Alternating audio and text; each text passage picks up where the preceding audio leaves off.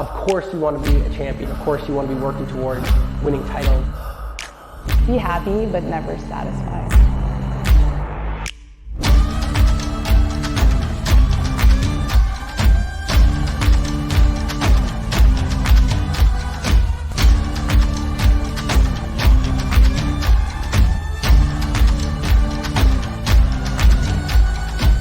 Better than ever.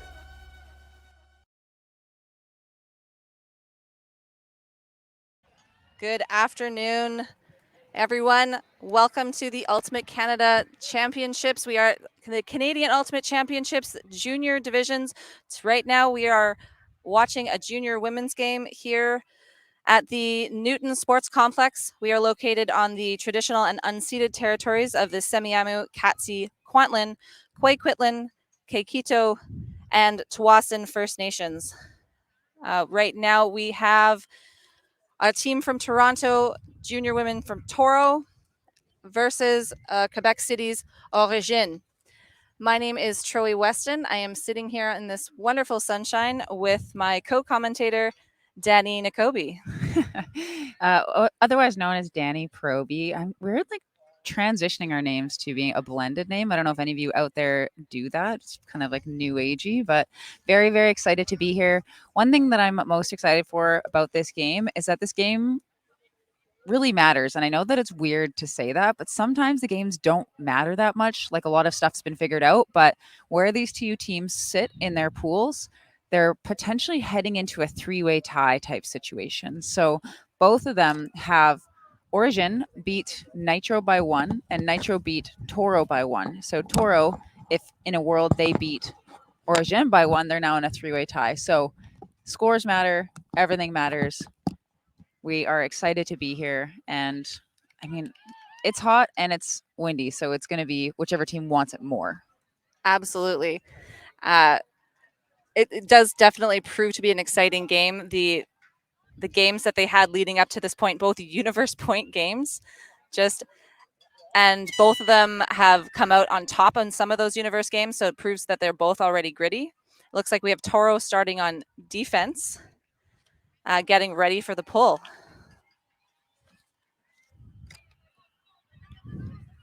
And we are off.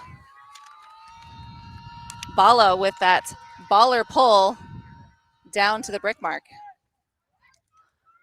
Origine centering the disc to Manzi. Manzi swinging it across. Finds a little bit upfield there to Lefebvre. Looking to swing it back. Manzi in the middle again. Toro coming down with a cup to start off with, really taking advantage of this wind. Manzi again taking the center position of the handlers on the Origine line, looking for that little up the line, gaining a few yards and centering it back to Breton. Looked up the field, gaining a few more yards just on Toro's brick line now. Over to the sideline as Toro melts to person defense. And we have Manzi looking to get it into the end zone. Finds a player just outside the end zone, very close, and our first score of the game. Leclerc. Looks like there's a pick call on the play. I'm seeing some hands kind of going up in the pick motion. Or they're just flexing on each other. There's definitely some players that had stopped moving when the player was able to make that catch in the end zone. Observer Ben Clar there stepping in to just clarify a few things, and the throw will go back to Breton. About 5 yards outside the end zone.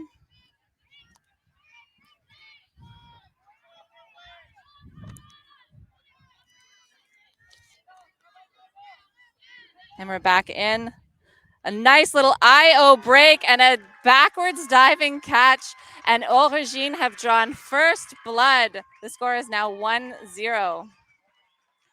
Now, playing on a live stream field in front of a crowd is a very, very intense thing to do. And to be able to not only have the confidence to make a breakthrow like that, but to have the composure and the focus to make that catch on the first point shows that this team, Origin team, is here to play. Now, I know we were talking with their coaches earlier, Troe, and they had said that their style of play has been influenced with kind of a particular way that they train. That's right. Quebec City trains 2/3 of the year indoors in a 4-on-4 space, and so that typically means a little bit more of a small ball style ultimate with really short, quick passes moving up the field. And you saw that they were very composed that whole point. They were not making any risky throws. Maybe that last throw was, in theory, a risky shot, but the receiver was open. Maybe it was just a little bit behind, but I think they were moving the disc up really patiently in that zone. Could have been a little bit of sisterly connection there from Maëva Breton to Kayla Breton. So younger sister throwing to her older sister there.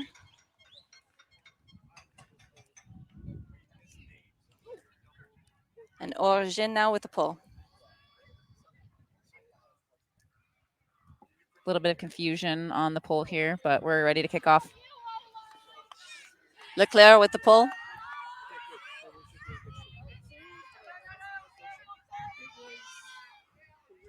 Centering pass to Shimoda. Origine putting down a cup as well, also taking advantage of the wind. We'll see how Toro now fares with the wind. Hunter on the sideline, swinging it back to Shimoda. Finding a hole in the cup, back to Bond.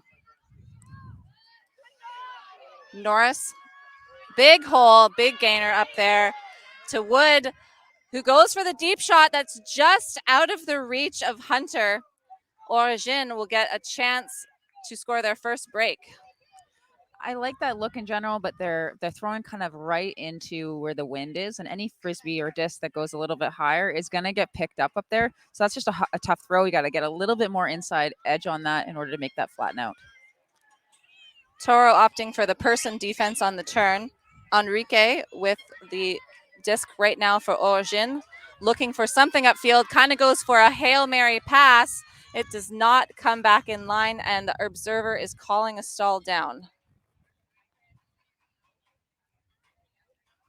A lot of times you'll see that with a team's defensive line's offense, where especially if they're just playing zone and the cutters are maybe people that were just in the cup or something, on a turn, they're just tired. And it's hot out here, so oftentimes you don't get the looks that you normally would get at the beginning of the day. And that is definitely the low side of the field, where you want to push people because they are throwing directly into the wind, upfield, crossfield, any way they have to throw, it is into the wind. And that's a dangerous spot to be in.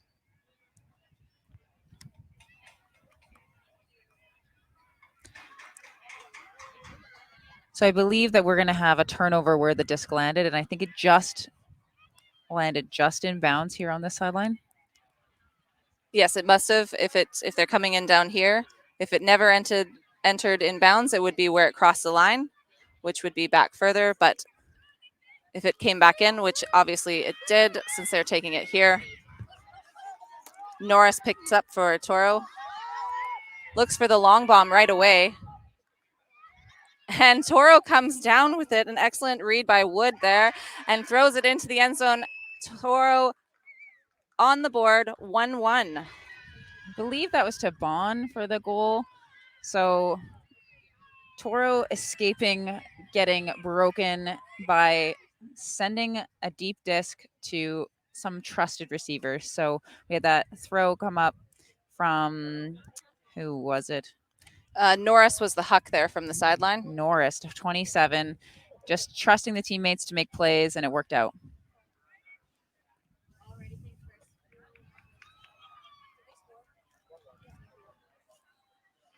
It's already proving to be a bit of an exciting game. I think we're going to see a lot of those hucks coming up, trying to just trust the receivers downfield.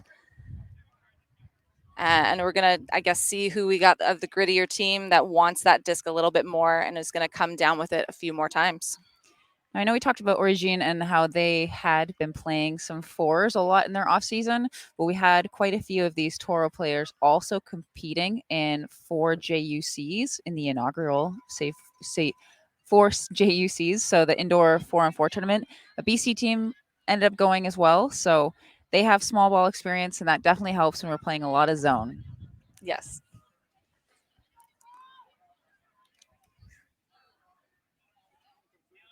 Do you think we're going to see another zone look on this defensive line, Danny? I wouldn't be surprised. Bala with another big pull, but sails out of bounds. So Origine will get to bring it to the center of the field.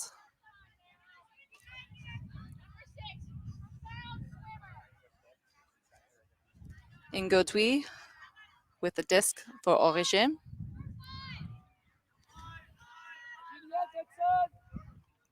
Oh, a different zone. We have a different zone look here. Bit of an arrowhead, so straight up mark, trying to put a little bit more pressure into the inside of the middle of the field. And Origine showing they know how to play their small ball with those quick little give and goes up the field, breaking the zone. Nice low catch there from Godin. Looking to reset it now that Toro has switched up to person defense.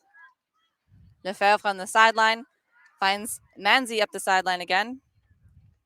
And it looks like our observer on that sideline is calling her out of bounds. So there will be a turnover. Now, observers do make active in and out calls, which I personally like. It moves the game along a lot faster. I agree. That is the only active call that they make, though. Centering past to Bala from Toro. Oh, and we have just a little bit of a bobble there, unfortunately, from Bedi. So Origine will get another chance just outside, just inside the Toro's brick mark. Manzi looking for something downfield. Finds Breton just outside the end zone, who slips it in to Lefebvre for another score. 2-1 for Origine.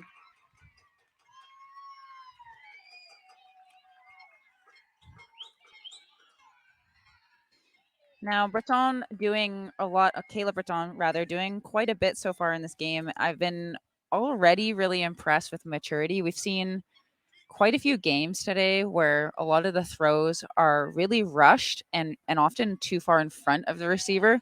Whereas I feel like here we're seeing a lot of people making nice touch passes right to where the person is running. It helps a lot, because I think in the open game I was watching before this, there were just too many layouts, and that means there's going to be too many people cramping, and I mean, they're not masters players yet, but it does pay a price on your body in the long term of a tournament. So being able to be patient, and then when you get that opportunity, taking advantage of it pays off in the long run. Absolutely. Just a huge shout out to our two sponsors, Discraft, who provides all of the discs that we use here at CUC and with Ultimate Canada throughout the year. And another huge thank you to our apparel sponsor, Be Ultimate. If you have not got your swag yet for CUC, the swag tent is open all week. They are selling some pretty awesome shirts, shorts, pants, discs, hats, you name it. You'll find it there. And they are better than ever. Origine with the pull. Will stay in bounds. A really great pull right to the front corner of the end zone. Toro centers the disc. And Origine can't quite contain the big throws from Toro as they just go one after the other, looking for a final throw in the end zone to Hunter, but unfortunately she just could not come down with that as it sails over her head. Those discs are so hard to read. Origine now will get another chance to break.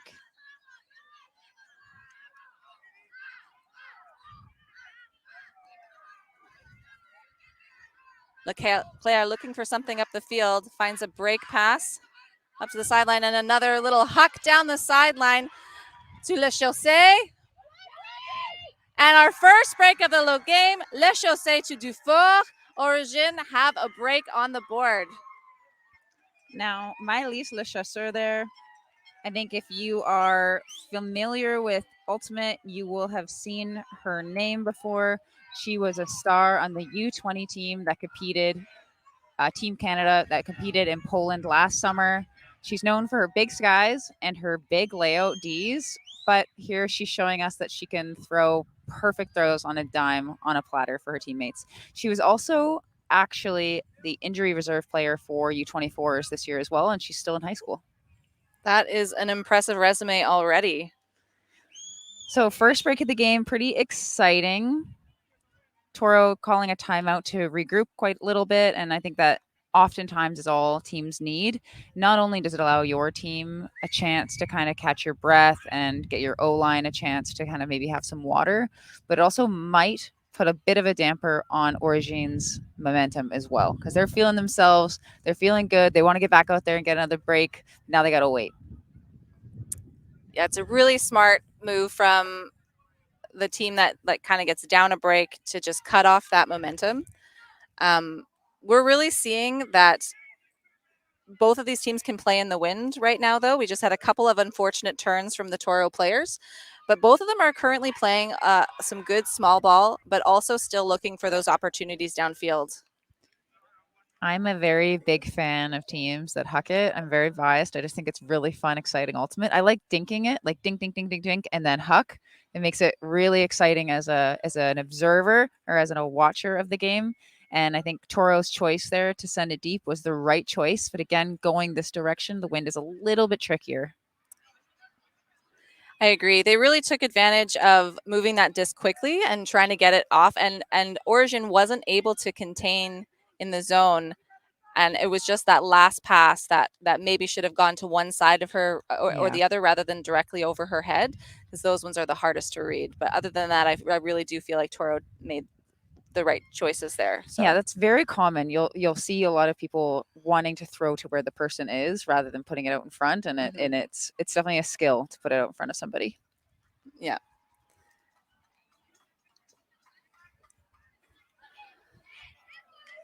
Origine with the pull.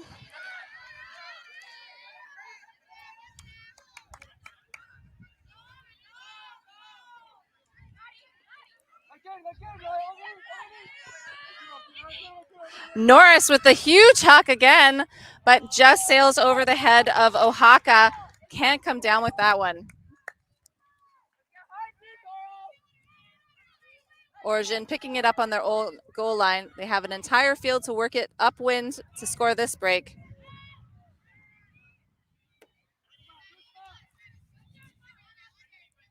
Oh, and we have an interception from Oaxaca.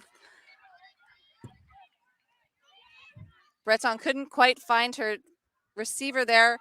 Oaxaca now looking for something downfield to keep the disc. Looked like she bobbled it a little bit, and now we're having a stall down count call. The observers having a little bit of a chat themselves so that if the players do go to them and need their advice or their ruling, they're ready to go. And then we've got Ben Clar and Sandra Hansen on the observing team today.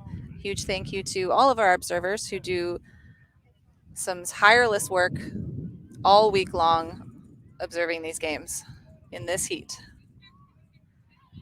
In those black shorts and black shoes. And it looks like Shimoda is going to keep the disc, so this stall down was either retracted or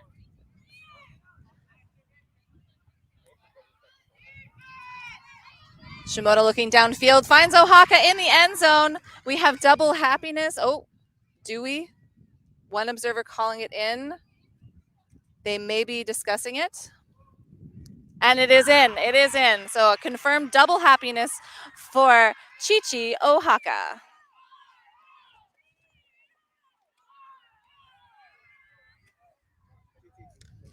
So if you don't know what double happiness, for those of you listening, it is usually referred to as someone who gets the defensive block and also scores the point, which Chichi just did.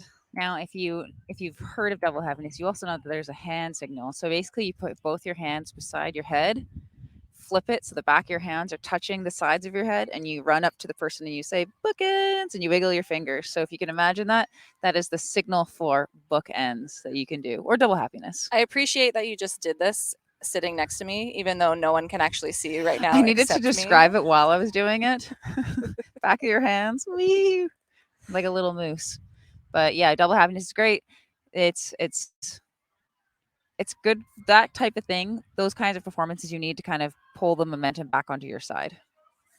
Now, I want to give a little bit of a shout out to the Toro coach, Emma, who you've actually coached with before, Joey, but I she have. is now the head coach of the U20 women's team. So if you are watching this and you are wanting to try out for the women's team and you're at nationals, make sure you go say hi, introduce yourself.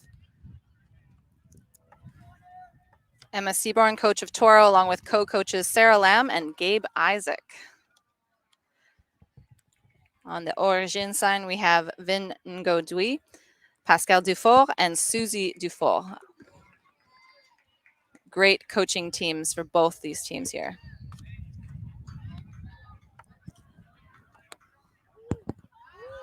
Great upwind pull from Toro. Sails past the brick line. Toro coming down in person defense. Oh, a bid from Oaxaca. This one, Ugochi Oaxaca, fun fact, twin sister of the Chichi who just had the double happiness. But Origine maintains possession of the disc.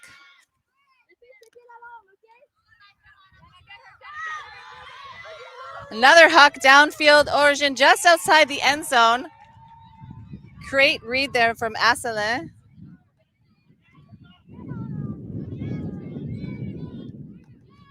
Resetting Dufour.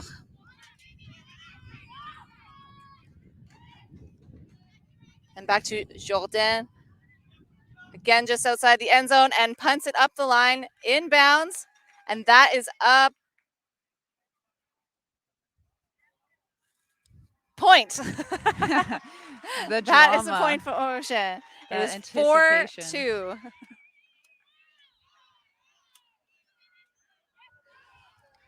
All right. So how that works with the observers is that they need to wait to make sure. Basically, they signal to each other that they think it was in. Then they got to scan the field to make sure that there's no call happening. And then if they see that there's no call, they'll put their hands up in the air to signify that it was a goal, and then people can rush the field. But at that point, I think with that catch, people were kind of standing there. It kind of looked like there might have been a call. So the observers were a little bit stuck for a minute before they could clear it up. Okay, so it looks like we probably have a water break happening right now. So again, it is quite hot out here. These athletes are playing on turf. There's little like black turf bits in there. So it's just radiating heat from the ground. And so there are mandatory longer kind of water breaks between certain points. Once you get to 4 and what other intervals? 4 and 12 are the two added ones other than half, which is at 8 points. Right. All right, so Origine's still up. Is it 2 breaks or is it just the 1 break? They're up just the 1 break, but they're up by 2 points right now, 4-2 for Origine. It's only been the 1 upwind break scored so far. So we'll see if Toro can climb back with a break of their own before half. Yeah, usually after you get the first upwind break, the breaks usually come in pairs if the wind is really strong, but the wind isn't quite strong enough for us to see all the scores coming into one end zone. And so that did not happen. You can see Toro's O-line taking the field. Really headed up by their center handler, Shimoda, who's been so far a critical asset in holding the Toro O-line and really getting those discs centered back and keeping the O-line grounded. You can hear the crowd starting to get into it. The Toro sideline is doing some cheers. You can hear some parents from Quebec starting to holler. I love the sideline support from these Team Quebec players. And the beer tent's even open if parents want to grab something to drink while they're watching. Parents only. Parents. Origine coming down with a zone for a downwind point, and Toro taking advantage with the huge huck we see, and she's looking good, and she finds Patel in the end zone. What a huck.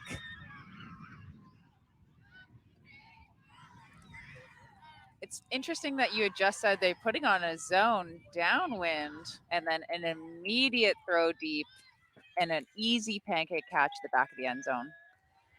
Downwind zone is very challenging because you really have to get in the way of those hucks very quickly and to keep it contained to the the other team's half of the field.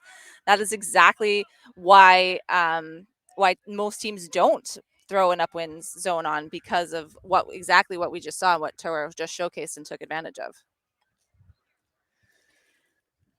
Do you know who it was with that huck? I have the number written down here, but I can't remember. I think it was Addison Wood, but I could be misremembering.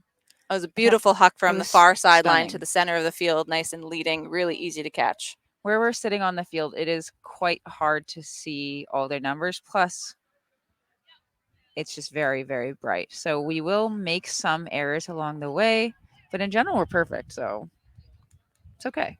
That's true. I actually didn't know you could make a mistake, Danny. That's news to me. I mean, I did say on the last stream that it wasn't possible. Okay.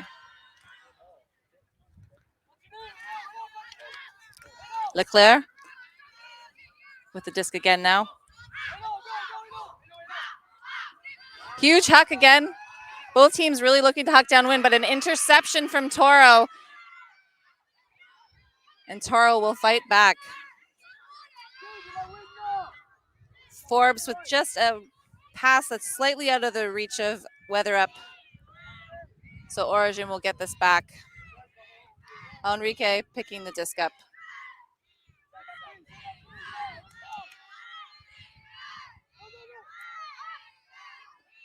A nice little up the line cut from Leclerc.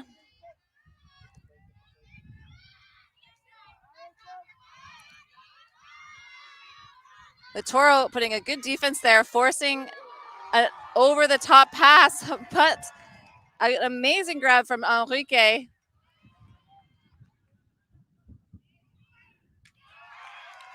And Leclerc will catch that in the end zone with a pass from Le Chaussee. 5-3 for Origine. I'm very impressed with how clean this game has been so far.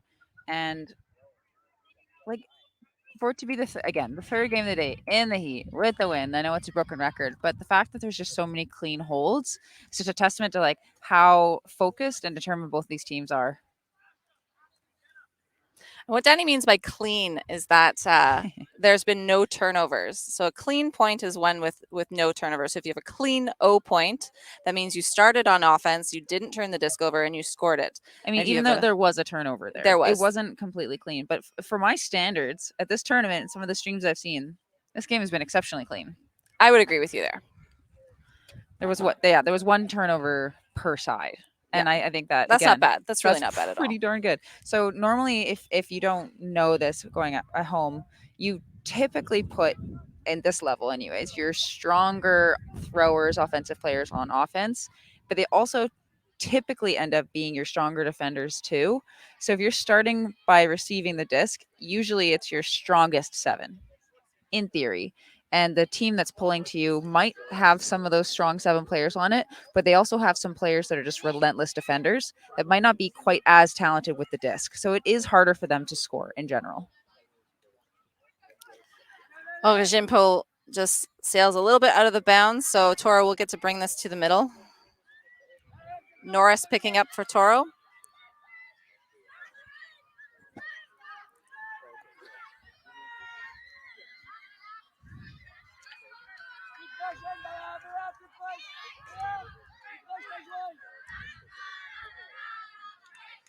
Norris opting for that huck immediately to the back of the stack, cutting Hall Smith.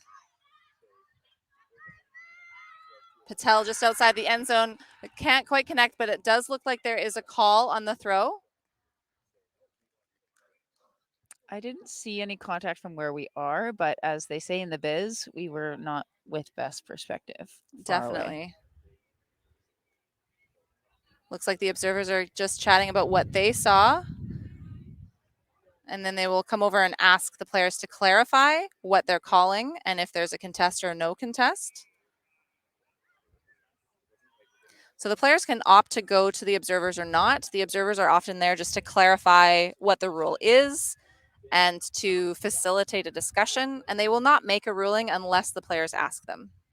In this circumstance, if I'm on Origine, I would ask for the observer's perspective. Like if I really felt like I didn't foul the person, the smart thing to do is to ask them. If you're unsure, yeah. a foul contest is fine. But if you're really sure you didn't foul them, go to the observer because it's more likely that if you're right, it's going to be a turnover in your favor versus the disc going back like it does right here. It does not look like they asked for the observer perspective. We saw Ben do a signal for foul and then the signal for contest. So the signal for observer ruling is hands tapping on the shoulders. But Toro gets the disc back. But unfortunately, there is another turnover as the disc goes slightly wider than Norris intended. We've seen a lot of discs kind of sail out the back of this corner, so that is unsurprising to me. But Norris certainly taking on a large responsibility with the Frisbee. Breton with the disc centers it.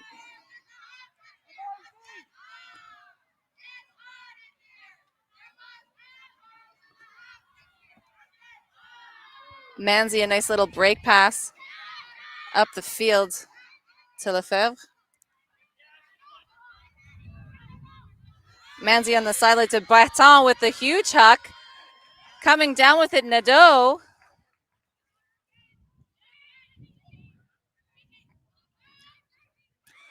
And another turnover, unfortunately, just out of the reaching hands of Manzi. So Toro will have another chance to score this downwind point. Norris with the huck. This time it connects with Hall Smith on the sideline. Breaks to Patel. Shimoda now. Oh, and a little bit of a bobble from Bon. Origine with another opportunity. And Breton calls a timeout. We have our first timeout from Origine of the game. Now we have 2 timeouts per half per team, and they are 70 seconds long, being timed by the observer. So, Tro, you've coached quite a bit. In what specific scenarios do you as a coach like to call a timeout? I'd like to call a timeout when there is been a lot of turnovers like this. Give your team a chance to breathe. A lot of the times, if there's turnovers, you're tired and you need some water, especially in this heat. So it gives your team a chance to have that water, but it also gives your team to kind of cool their heads down a little bit because as you go along, there's more and more drops or errant throws. You get tired. Decision making is harder when you're tired, and your emotions get higher. And so just taking a breath and kind of resetting both your emotional state and your body state so that you can move forward in a calmer and better manner on the field. So this is definitely a good time to call a timeout, in my opinion. Good job, team, for calling that timeout. Now offense gets a certain amount of time until they have to set. And then once they're set, they're not allowed to move anymore. And defense comes, and then they're allowed to set up. Without observers, this whole process takes a lot longer than it should. I love observers. Big fan.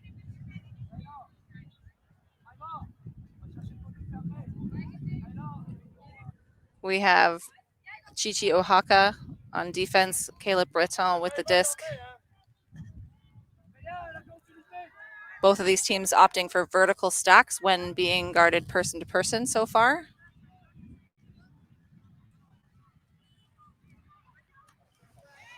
Breton, so sisterly love their connection with the big huck against Nadeau, who reads it well and catches that one in the end zone. And that is another break from Origine. 7-3. 6-3.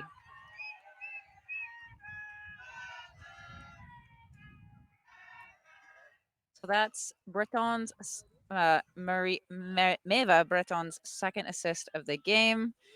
I really loved the way that offense just looked right there. It all happened because the person who picks up the disc is able to get off a nice break throw, which allowed the entire offense to be open down the field. So if you're a junior and you're listening to this and you want to know what you should be working on in the offseason, it's touch break throws. That is such a huge asset, not only in juniors, but beyond. As you get into older adult play, it becomes a necessary thing that all players need to have. But at juniors, right now, it's a gift. That small thing opened up the entire offense for their team. We have another timeout. It looks like, not sure who called this one, but I believe it Danny, was did Toro. you know that both of these teams have twins sisters competing against one another? Do you want me to lie to you and tell you that I didn't know that? I did. Wow. That is pretty rare. I feel like it would be fun to put all the twins on all of the teams onto one team and send them to a tournament and just freak everybody out. That would be It very is actually funny. like quite hard to play against identical twins, It is. especially when they go like numbers like 22 and like 23 or 22 and 33. It can be challenging to coach them too. Yeah, I'm sure. I don't know if I've coached. Oh, I have coached identical twins. I've coached the Jeff Bell's kids, Tessa and Daphne Bell. Oh, nice. They're starting to not look as similar. You know, you get your own personal style and stuff, so it is easier. But I definitely play coached the similarly. Thompson twins back in the day. Oh, That was a yes. very long time ago. That was the last year that CUCJ was still co-ed before it split to open and women's. They're pretty good players, I guess. Yeah, not bad. Hi, Helen and Becky. Shout out. Come back to Canada, please. But on both of these teams, the twins on both teams have actually done an outstanding job at contributing a lot to their team. The Breton twins on Origine and the Oaxaca twins on Toro. So they're both standouts players on both teams. So that's pretty something special as well. They say that there's 3 or 4 Bretons total. 3. There's the twins, and they have an older sister on the team as well. And then there's 2 La Chasseurs as well, and they know they have 2 younger sisters that also play Ultimate. So it's a family affair in Quebec. Whoa, a very close D from Enrique, but Toro hangs on to it. A little diving catch from Oaxaca. Looks like there's just been a minor injury getting up, but it looks like she's fine. Centers to Bala. And there is a call on the play. Definitely a bit of confusion on the field, but we have a couple Toro players on our sideline with us, and they're having fun. They're doing some Toro cheers, having a good time. I got a thumbs up. Go Toro.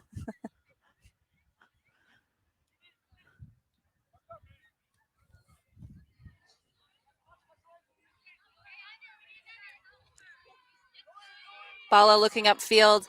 Big OI huck. Unfortunately, there was just misstep by Hunter trying to get to that disc, and she's calling a foul because I think she was just a bit tripped up there.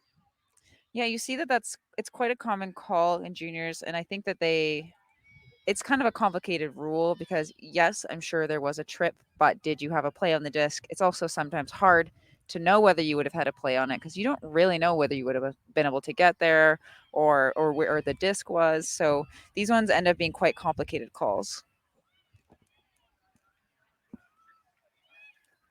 So observes are again just giving the teams time to sort it out for themselves before stepping in. They won't step in again unless someone asks them to. This is my PSA. If you were on defense and you think that you're right, go to the observer. Coach tips with Danny and Troy. How to use timeouts? Check. How to use observers? Check. Now, have you coached teams where on the sideline, if the players or the coach agreed with the particular call your player was making, they did some sort of like signal that you should think about it or I agree with you? Absolutely. It's a nice thing to have. Often we would put our hands behind our heads if we had something that we could say or contribute. Hand on top of your head if you agree. Hand on your chin if you didn't. Something like that. Oh, like think about yeah, like on think your about chin, it. ponder. Yeah, I think it's quite spirited to kind of let your team know that you think maybe they're making a bad call. Looks like the result of that was a contested foul, so it went back to thrower. So Bala with another big throw to the end zone, but this time it's definitely knocked down. by Enrique from Origine.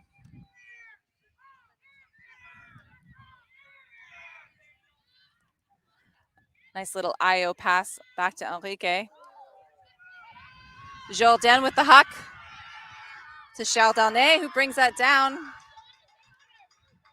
Lebonte streaking to the end zone, but Chardonnay does the smart move, looks back for the handler, but Enrique's throw just a little too low to the ground. Bala with the big huck again, and a second interception from Enrique.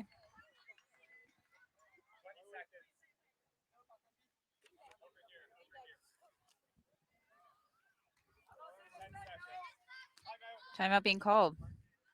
That is their final timeout of the half. So you only get the 2. Now the rule has changed. It used to be if you accidentally called a timeout when you didn't have one, it would result in a turnover. And now it results in a stall count addition of 3. That sounds right. But if you're at stall 8 when you call the timeout, is it then a turnover? That's a really good question. We should ask the observers. Andrew Batchelor, are you watching this? Please slide into the DMs of Ultimate Canada. No, he's not. Oh, darn. Who's going to fact check me? I need somebody to keep control over me. We can ask the observers at halftime. That's true. Now, for those of you wondering what those little orange bean bags that the observers carry and throw out on the field randomly are, those are used when the disc crosses the out of bounds line on the sidelines, and so that the observer can mark where the disc crossed the line. So if you're on the field and you're unsure of where to bring the disc back in because it went out of bounds, just look for one of those little observer orange bean bags, and that's where you can bring it back in. Originally, I thought that those were the observers, like the stress toys, maybe like a squeezy thing. When I first saw them, I just thought that they were having the little stress toy thing. I thought it was football, like a foul in the play, a flag is thrown, Oh, yes. Yeah. Okay, Enrique picking up the disc for Origine.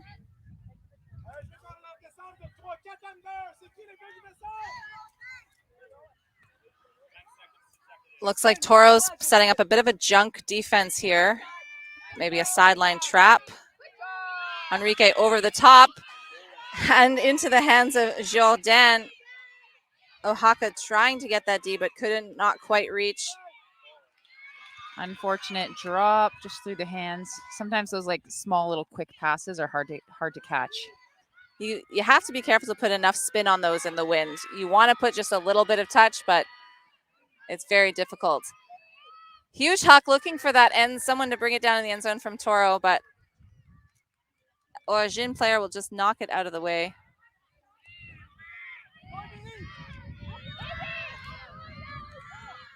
And we're really seeing the effects of the wind and I think the heat. It looks like the women on the field right now are getting a bit tired, looking for slightly maybe more rushed throws and rushed decisions, but trying to do some fast breaking, but just needing to focus a little bit more on fundamentals. Bala with the disc now for Toro. Nice centering pass. Centers through a layout bid from Enrique, but Bon able to hold on to that disc. Back to Bala. Bala looking for the end zone again, just bounces out of the hands of Weatherup. Seems like Bala's first look is that huck and that deep end zone look each time. Every time, just slings it, wanting our teammates to make a play. And it looks like Toro is opting to play in a little bit of a zone again. Danny, what are the advantages of a little junk look like this off the first pass on a sideline? Yeah, because if Origine has any kind of set play or thing that they're really comfortable doing, obviously Origine is quite good at throwing and they're athletic and like to go deep. And so this allows Toro to be able to put their best, biggest player deep. So it takes away that threat, puts a lot of pressure on the throws. Obviously, we're seeing that people are struggling with throws a little bit right now. So more throws is better. Wood with that D, but unfortunately Toro can't convert. And so Origine will get the disc back, looking to tap it in quickly, move it up the field as quick as possible so that Toro does not have time to set that defensive zone again.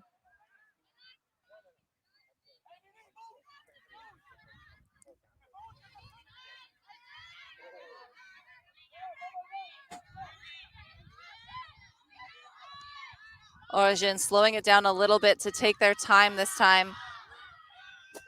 Leclerc looks for that huck, decides against it, and Enrique bids for that disc, and Bala just gets a little bit in the way there, and she can't get position to maintain possession for Origine, and looks like she might be calling an injury now.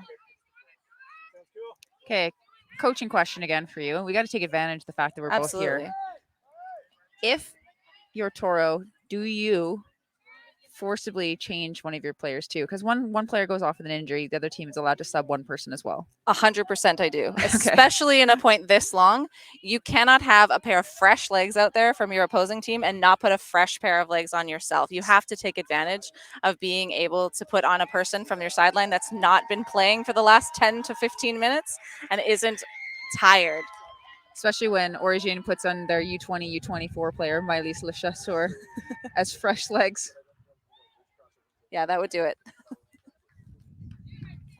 Are you of the same mind? Yes, yeah. Absolutely. And I know that can be really hard on some athletes that are really wanting to stay on the field. But if you can put on one of your offensive players when you're on offense, absolutely, I'll do it. You just got to get them used to it. Throw to Bond for a gainer this time. Back to Bala. You can tell she wants to huck it. Instead, she finds Hunter. Little gainer. Back to Bala. Now comes the huck. Looks a little short, but it looks like it's going to find Weather Up anyway. And she is a nice little quick pass into the end zone for Kagendran.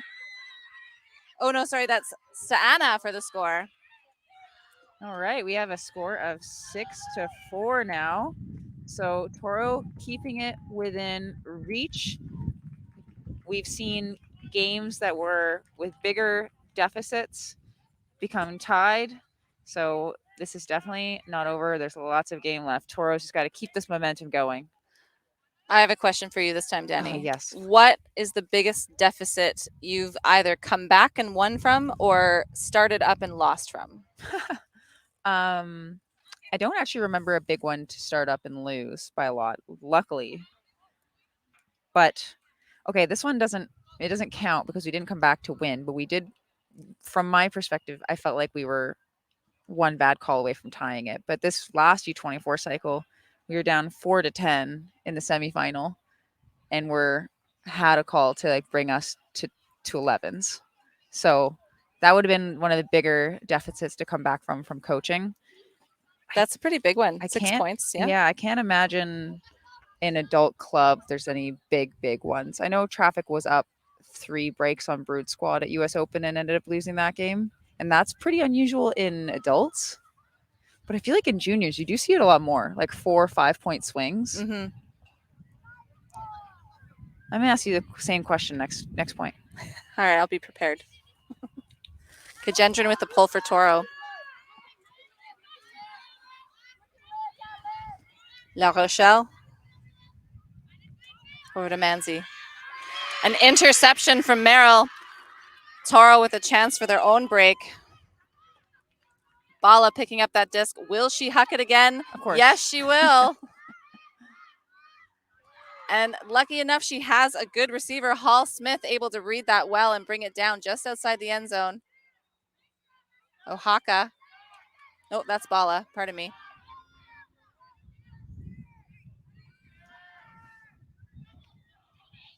Kagendran finds Forbes again right outside the end zone. There has been a travel call.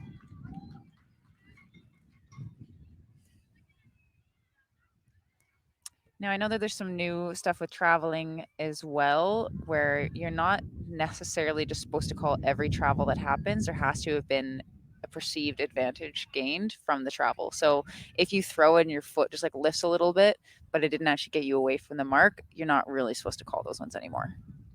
I think that's a good idea. Yeah, it just slows the game down, and it allows for teams that assume that people are calling those types of travels to slow the game down. It eliminates that. But you could always just argue, I do believe you had an advantage. You're like, well, okay. So travel calls will be travel calls, but they are trying to fix the rules to make the game go a little bit faster and to make it so that these calls don't kind of disrupt the flow of a team too much.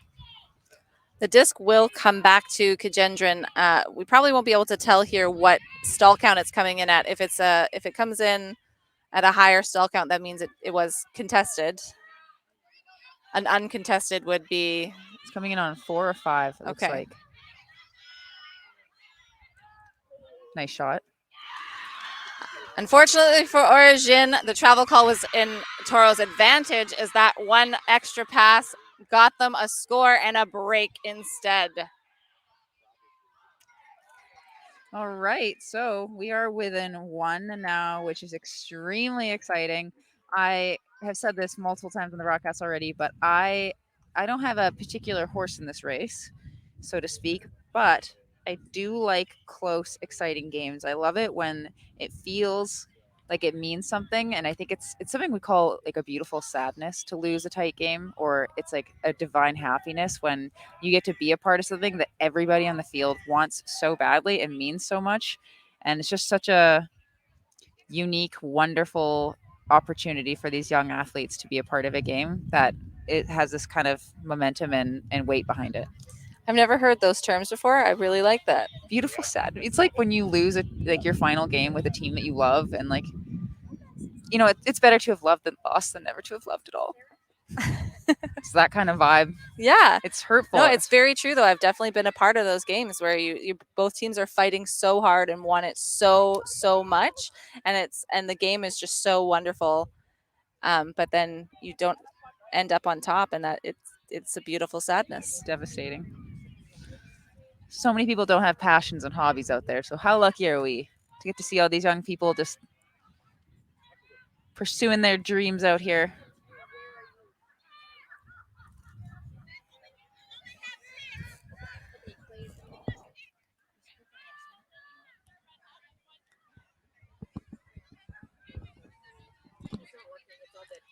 Origine not quite getting 7 players on the line, just having to make sure they have enough players on the line before Toro can pull.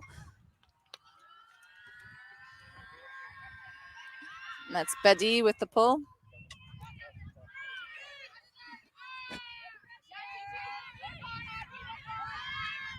Leclerc to an up the line Enrique. Little IO break there, my favorite throw. To Le Chaussee. Back to Enrique. Swing to open up some space to Dufour. You're seeing some really nice patience from the Origin offense right now, really not trying to force anything upfield. Waiting for their downfield stack to reset and get a very nice open line. Le Chaussee now just outside the end zone. And there was a foul call before the turf disc. Was there a foul also on the throw, though? It kind of looked like there was an arm in the way. It might have been. Again, hard to see from where we are. So it would be offsetting fouls, or what do they call it? They have to deal with both of them separately. Yes. Well, I believe technically it would be Enrique's foul that would be dealt with first, but hers didn't really interfere with the play and had no outcome on the play. So if Le Chaussee was not fouled and it just a turf disc, I believe it would be a turnover. But Yeah. Le Chaussee is also calling a foul on the throw.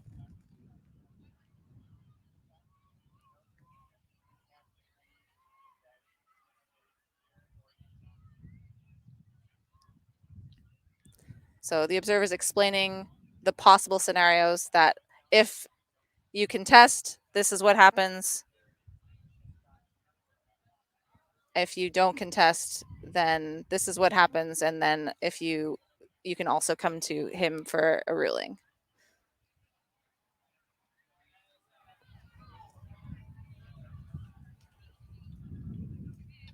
Observers having a quick little discussion to make sure that they're on the same page. Sometimes if one of them didn't see exactly what happened, they'll check in with the other one to see if they saw what happened.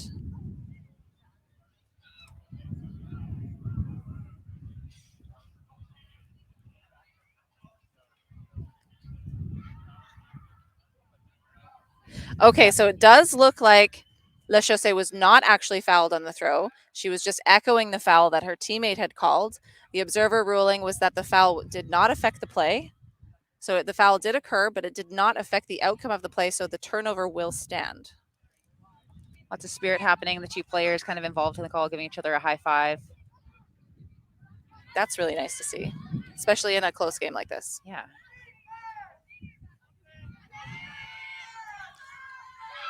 Norris with the throw and a beautiful catch. Contested catch again there to Oaxaca. I think Weather up with that first contested catch. Back to Norris. An Io Huck downfield. Oh, and it will be a contested catch. If it is a tie, it does go to offense. And it looks like Origine is calling that an offensive disc. That was an And so incredible Toro, grab. yes, it was. She was behind her and just came out in front. That was Bond with that catch. Now looking for Toro to clean up their end zone a little bit. Norris knocking on the door. An overarching throw to Oaxaca, and Toro tie the game. We love momentum shifts over here. Oh gosh, this is exciting. I think there's nothing more than I love than games that are basically like universe type games. This is a very exciting game. If you're just joining us now, we had Origine with a first break kind of early on in the game, and then another break fairly shortly after. Toro down by 2. And Toro just in the last part of this first half has come back with their own 2 breaks now to tie the game. So we're going on to a universe point for half right now. I feel like Origin, from what I'm seeing, is playing a little bit more of a technical style of ultimate. Like they're trying to work more dump swings, like they're being a little bit more conservative with their choices. Whereas Toro is like, you know what, we're gonna ride the hot hand and we're gonna boost it and let our athletic players come down with it. And it's just a 2 totally different approaches. And right now, Toro has all the momentum in their corner, and Origin needs to regroup a little bit. If I'm Origin, I would have loved to have another timeout right now, but unfortunately they have none left, and they just have to rely on the momentum changing based on the full efforts of their players going out there and doing it. There were a couple times there that I would have liked for Origin to send it deep. We had Miley Leicester like hunting in the end zone there, and the throw didn't come up. I would have absolutely have thrown that. If you have like a receiver that you know can sky people and can box people out, just may as well just let them cook. Bala with the pull.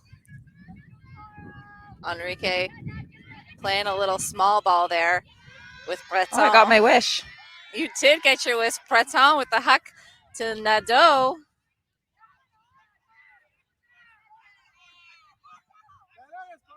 Finds an up the line streaking Enrique just outside the end zone. Nadeau tries to follow up the end zone, but Enrique looks her off. Instead, she finds Leclerc in the end zone, an upwind point to take half for Origine. Oh, I'm sorry, it is not half. That's only 7-6. I just got too excited.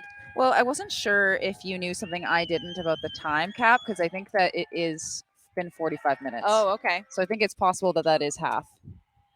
Oh, okay, just kidding. I wasn't wrong. I just knew more than I thought I did about the You're time. just like so insightful, Joey. Yeah. And that's why I'm happy to be commentating with you, so we can talk about coaching and our thoughts on this game. And right now, this has been, again, no shade to anybody else. This has been my favorite game so far of the tournament. This is incredible. Huge throws, big bids, lots of skies, blocks. It's got everything. Momentum shifts. It's been electric, and I'm super excited to see what happens in the second half. The only thing that could possibly make this better is if I were over in the beer tent. Same. Do they have cider there too? Like the beer makes my stomach hurt a little bit. You know, I'm not sure. We should check on that. I sometimes prefer a nice cold cider as well. All right. Well, this has been a very exciting first half. We'll take a little bit of a break and we'll be right back for the second half.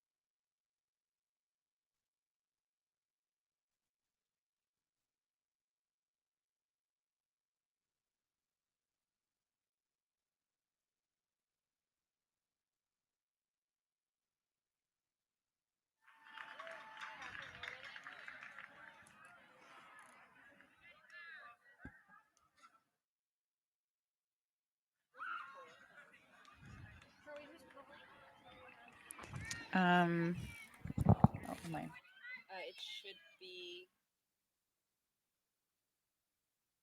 Origine pulling.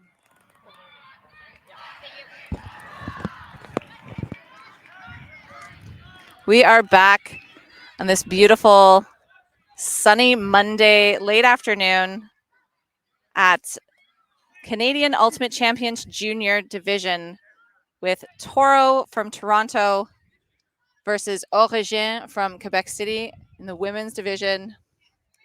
It's been a very exciting game so far. Origine is only up by 1 point.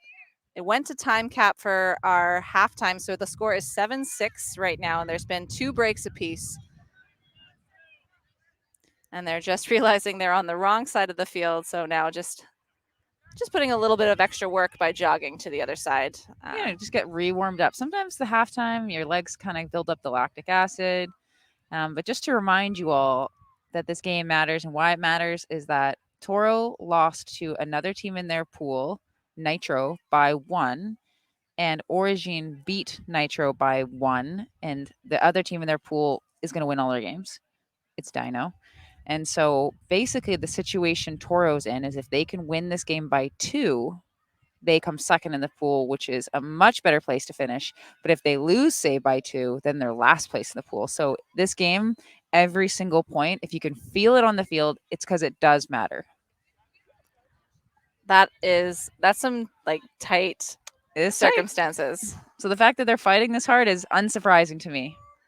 Dufour with the pull from Origine. Center to Shimoda.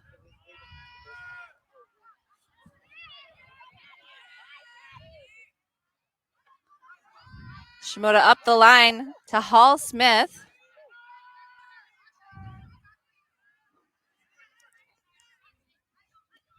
And a big, tried to be a big hook, but up the wind, Betty couldn't quite find the right amount of spin or angle on that disc. And so there is a turnover and Origine going downwind now.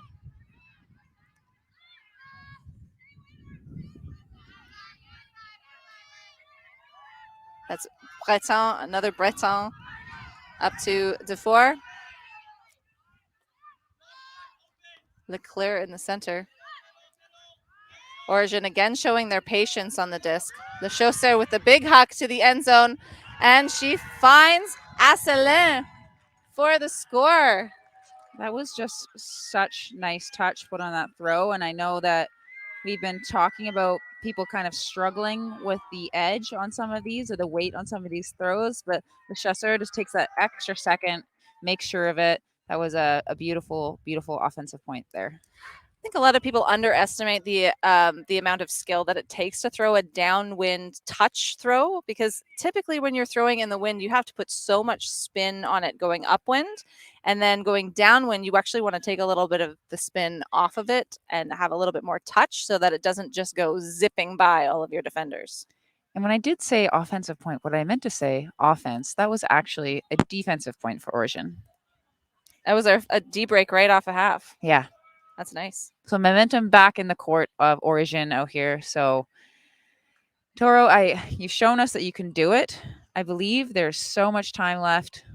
Just give us a universe point game. Come on, give the fans what they deserve back home. One thing that I would maybe try doing if I was Origine against this Toro offense is it's clear now to them, it should be anyways, which of these Toro players like to put it.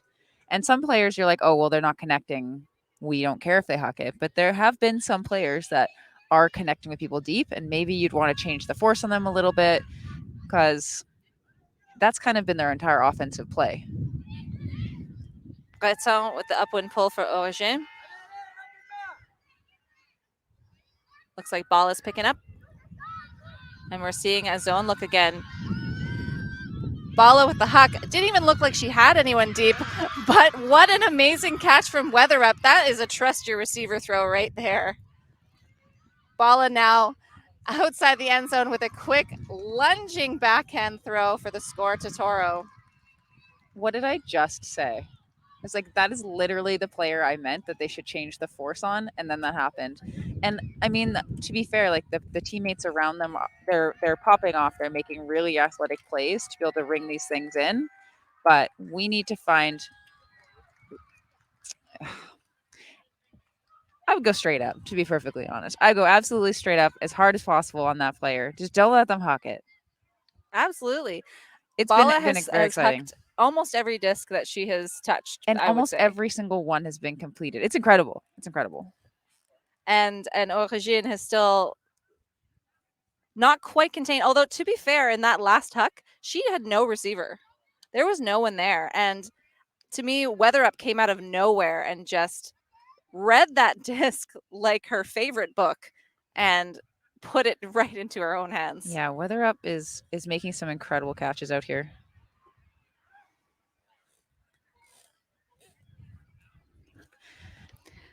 Toro would like to give a little bit of a shout out to the Havoc girls, as well as one of their coaches that couldn't make it to the tournament, Vicky Shimoda. So if you are watching, Vicky Shimoda, your co-coaches say hello. And your team loved you, and they're fighting for you right now.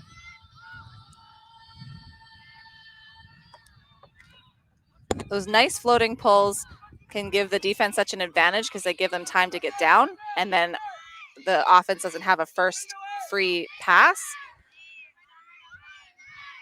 But Enrique showing she doesn't need a first free pass. Gets it up to Le Chaussee, who now finds Dufour just outside the end zone. Back to Enrique, moving that break right along to the far side. And a great pass, Le Chaussee, into the end zone. That was a nice, really easy score. Really pretty offense. Yes. I mean, I say easy, but it was just, it was like fundamentals. Yeah, it was fundamentals. It's clear that they've been working on this kind of way to get out of the kind of like break side. So they had clear dump, stunning swing, well-timed cut into the end zone, really confident step out and throw on that. That was just textbook ultimate there. As one of my previous coaches used to say, there ain't no thing like a dump swing. There ain't no thing like a dump swing. I love that. That was Naomi Lechesser with the throw there. So that's the younger sister of Maëlys Lechesser.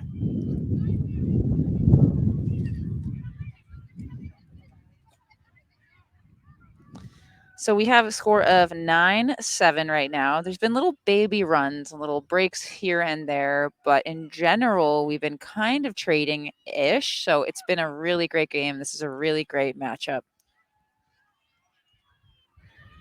One thing I do want to say about this Toro team is that a few of them actually competed, I think, in the open division last year for fours. So we had Isabel Norris or Izzy Norris play for stud. And we also had Addison Wood playing for stud. And I also believe Asha Hall Smith. So they've been playing all over the place. Origine with the floaty pull, giving their cup time to set up. Weather Up now. Unfortunately, just not enough lunge in that to keep that disc off the ground. So Origine, Manzi with the disc. Looks like there's a little bit of a call on the play. Origine player might have been stepped on by accident. It happens.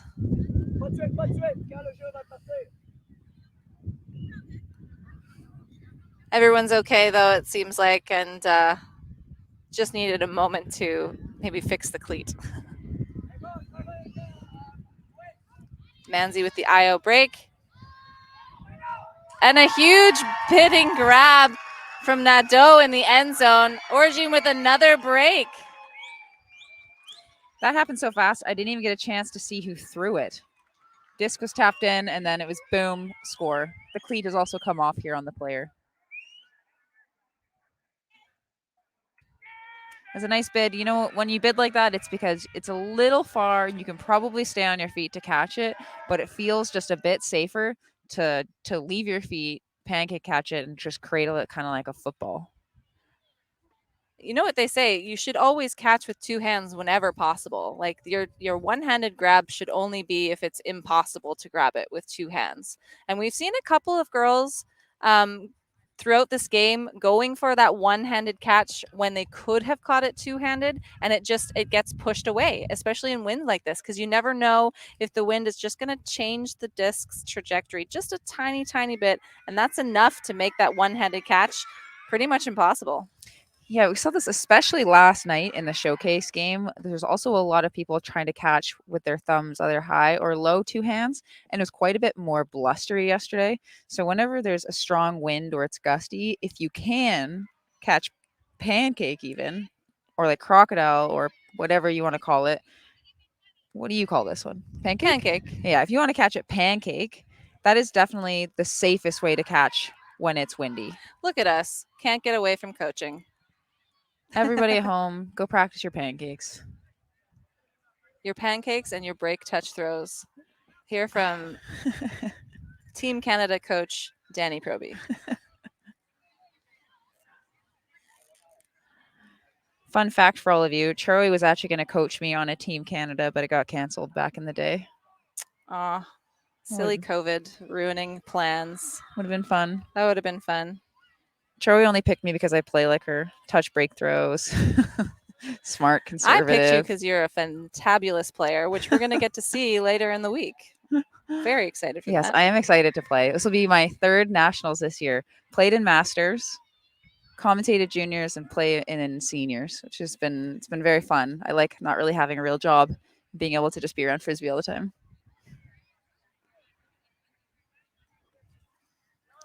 Enrique with the pull from Origine. She's been a real staple of their both O and D line, I would say.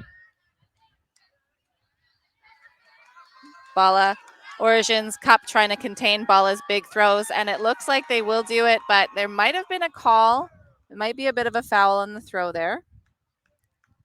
It did look like a kind of an awkward position to be throwing from, but it was hard to see if there was any contact from this angle.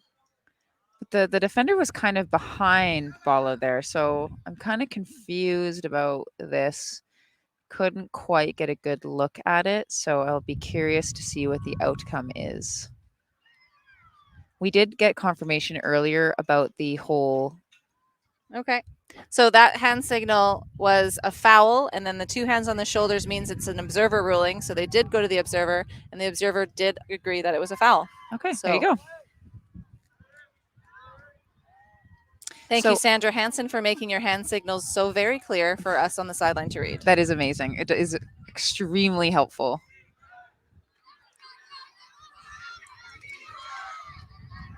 LaSalle, again, I think that was one of those one-handed, you could have gone for a two-handed grab there, unfortunately. So Origine centering the disc to Leclerc, back to Enrique, and a nice quick score. Excellent timing from the stack there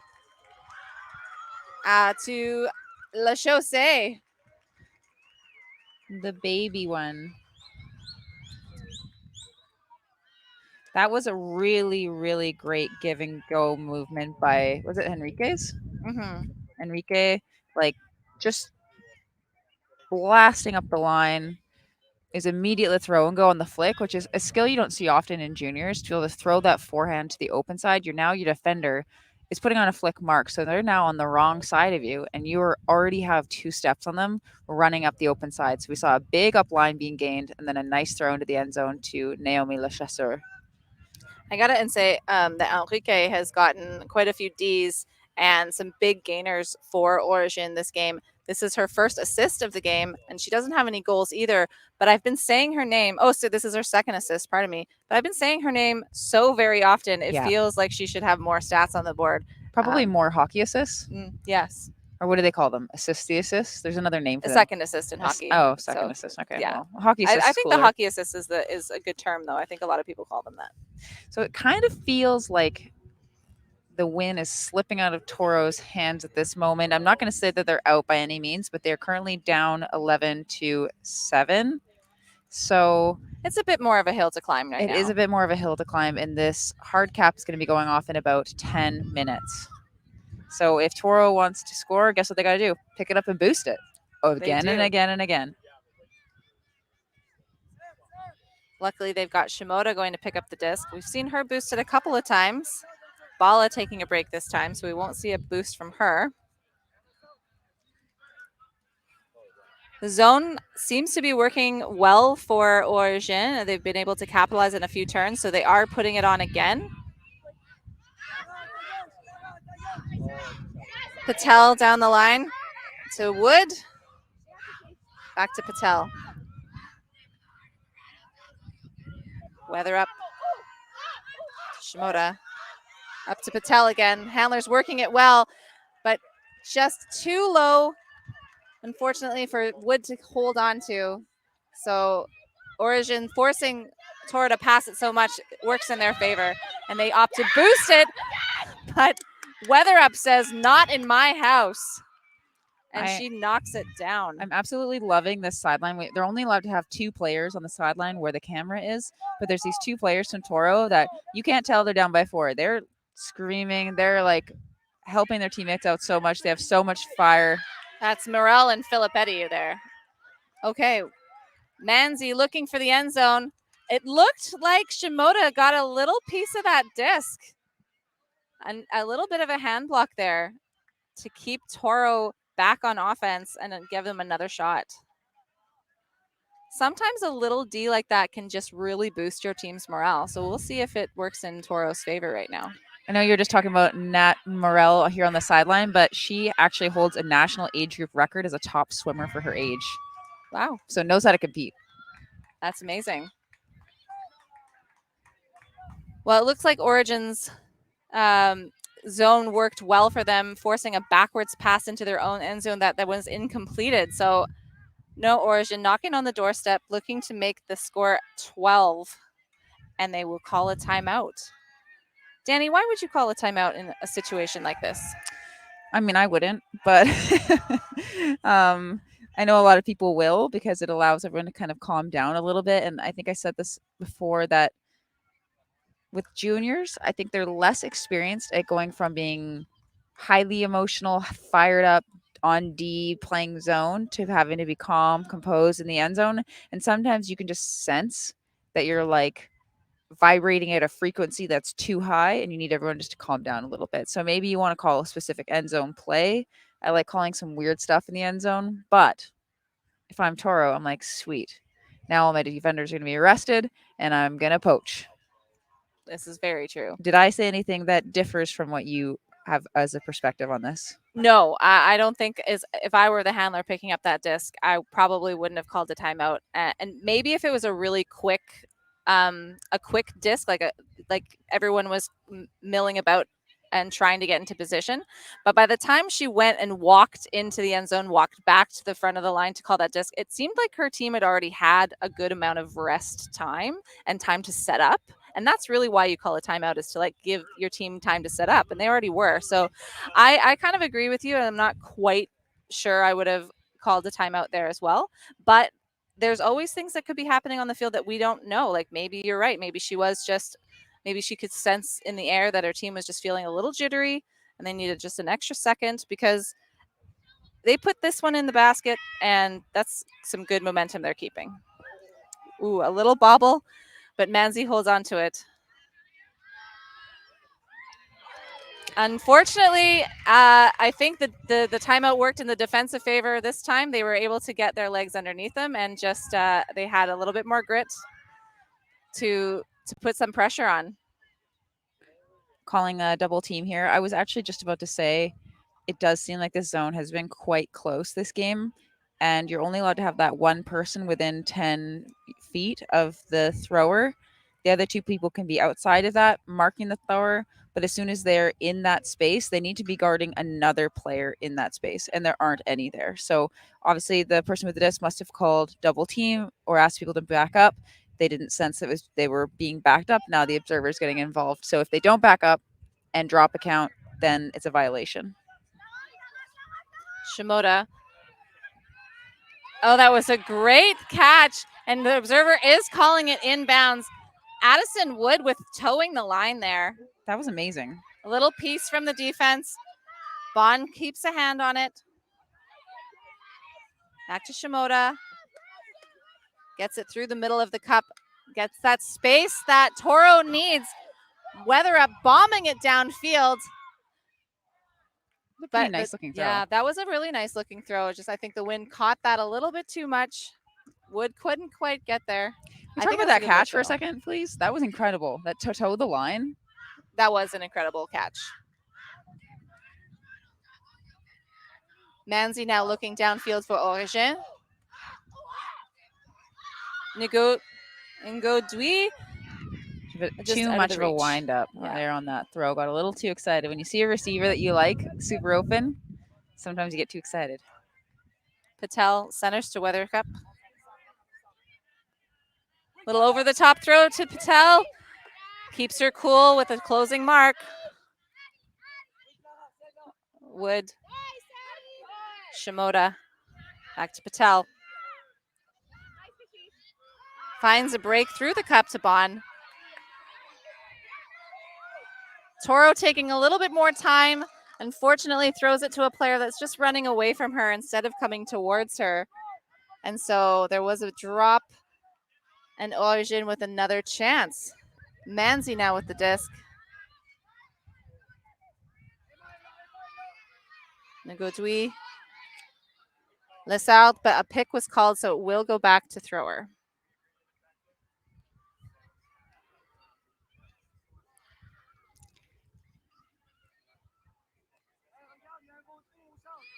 A lot of times I feel like people get this pick rule wrong too. They might not have actually been that close when the pick happened. And oftentimes they just end up standing right beside them at the end. And I'm like, that's okay. We'll learn this rule later.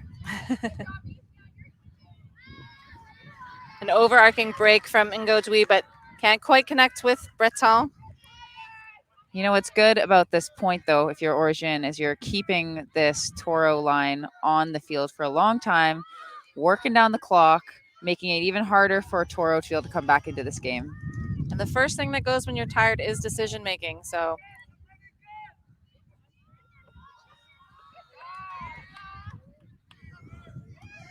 oh, what a bid. Ngo-Dwi with the huge layout.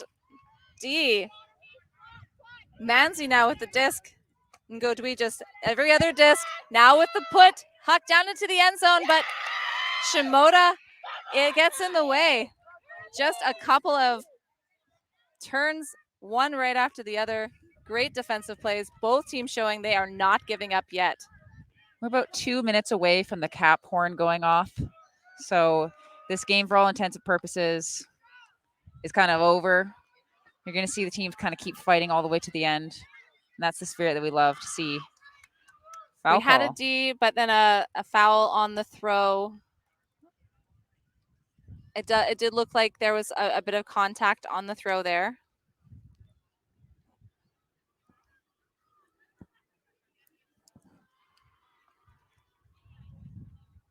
Players are discussing it, which is good. The observer just steps in. A lot of times people think that the observers are coming in so fast and they want to make a ruling. That's actually not the case. They're just coming in so they can hear the dialogue so that if they do go to the observer doesn't have to ask for a recap to catch up on where they are now. I know that there's some debates about people and like feeling like observers are refs, and that's kind of against the historical nature of Ultimate.